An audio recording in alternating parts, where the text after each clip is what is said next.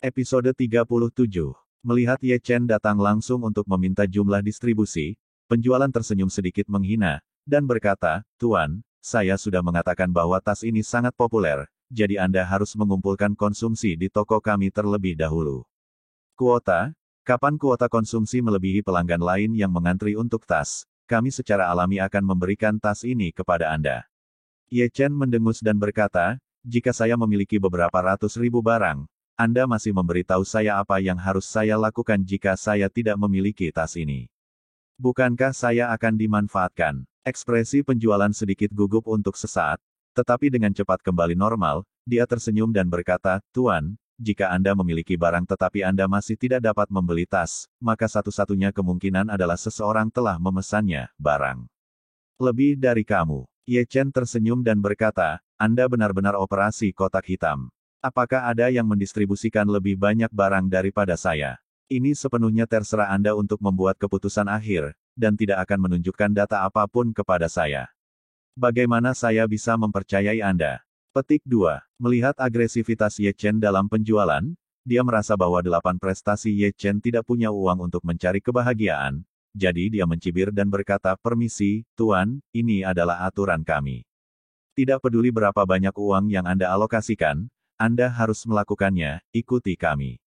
Oleh karena itu, jika Anda ingin membeli tas ini, Anda harus terlebih dahulu mengumpulkan jumlah konsumsi tertentu. Jika tidak, silakan lihat merek lain yang tidak perlu didistribusikan." Petik 2. Sebagian besar penjualan merek mewah adalah manusia.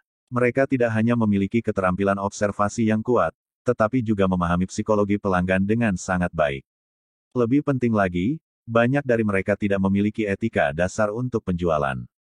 Misalnya, Xiao Churan ingin membeli tas Birkin 30 ini. Pasar distribusi di seluruh negeri berkisar dari ratusan ribu hingga ratusan ribu.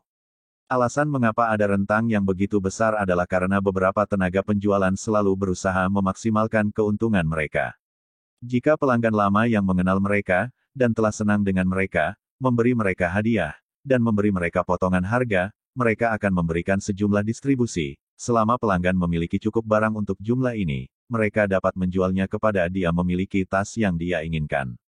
Namun, begitu mereka bertemu pelanggan yang aneh, banyak penjualan akan mengikuti prinsip mengadu satu persatu, dan memperlakukan satu sama lain seperti monyet. Beberapa waktu lalu, di sebuah toko khusus sebuah pusat perbelanjaan mewah yang terkenal, seorang konsumen pernah memegang spanduk untuk memprotes karena tertipu oleh penjualan untuk mengalokasikan lebih dari 200.000 barang, tetapi pesanan terjual habis, dan penjual mengatakan kepadanya bisa, memberikan tas. Terus terang, itu hanya dijual sebagai monyet. Alasan penjualan sangat kering adalah karena tidak semua produk di toko mewah populer dan dicari. Misalnya, tas merek ini sangat populer dan harganya sangat mahal, tetapi aksesori lainnya sangat jelek dan mahal. Syal seharga ribuan yuan, ikat pinggang bahkan puluhan ribu, dan terkadang jaket warna-warni bisa dijual 7 hingga 80 ribu atau bahkan ratusan ribu. Barang-barang seperti itu hampir tidak dijual di toko-toko, dan barang-barang itu sama sekali tidak dapat dijual. Oleh karena itu, toko harus mengandalkan metode distribusi ini untuk menjual barang-barang yang tidak dapat dijual ini bersama-sama.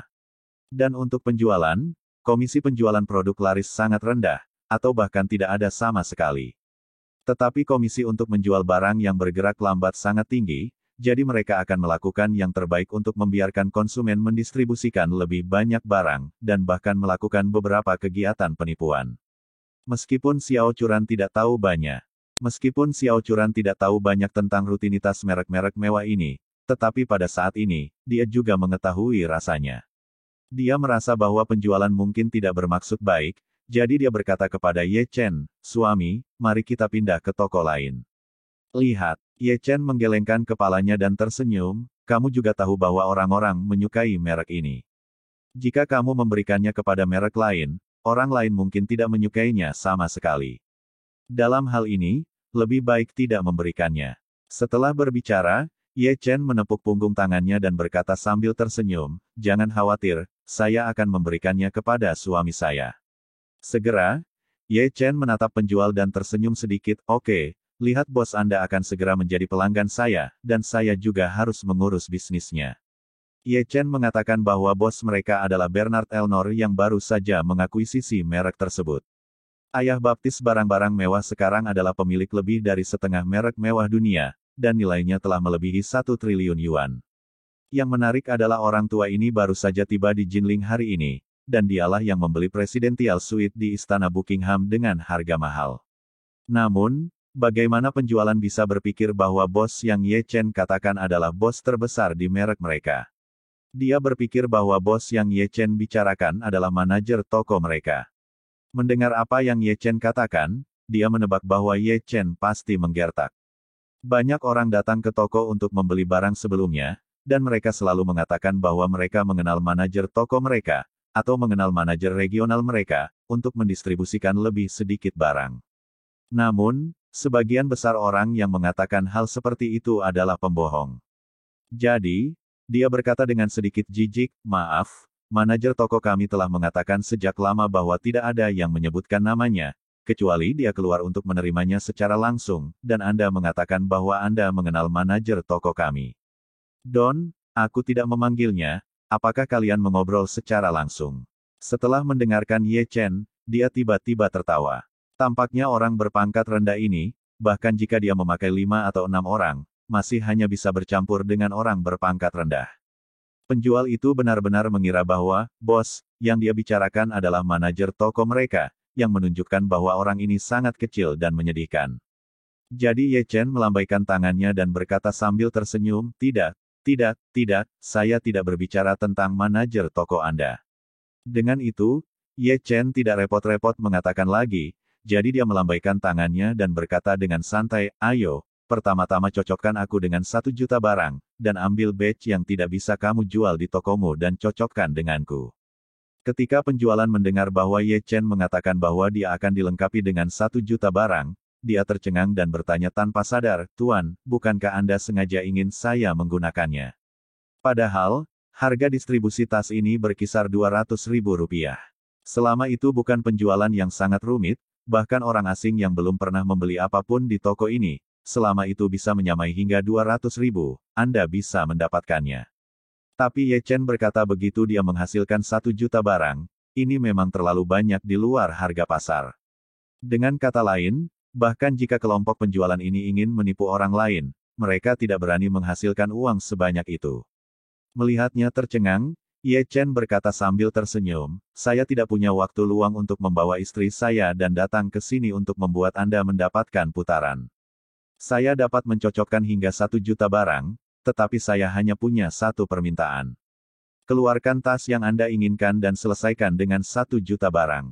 Penjualan tiba-tiba sedikit bersemangat, dan berkata dengan cepat, "Kalau begitu tunggu sebentar, saya akan bersiap sekarang." Setelah selesai berbicara, dia berlari ke gudang belakang dengan penuh semangat dengan jarinya ke arah Lan Hua.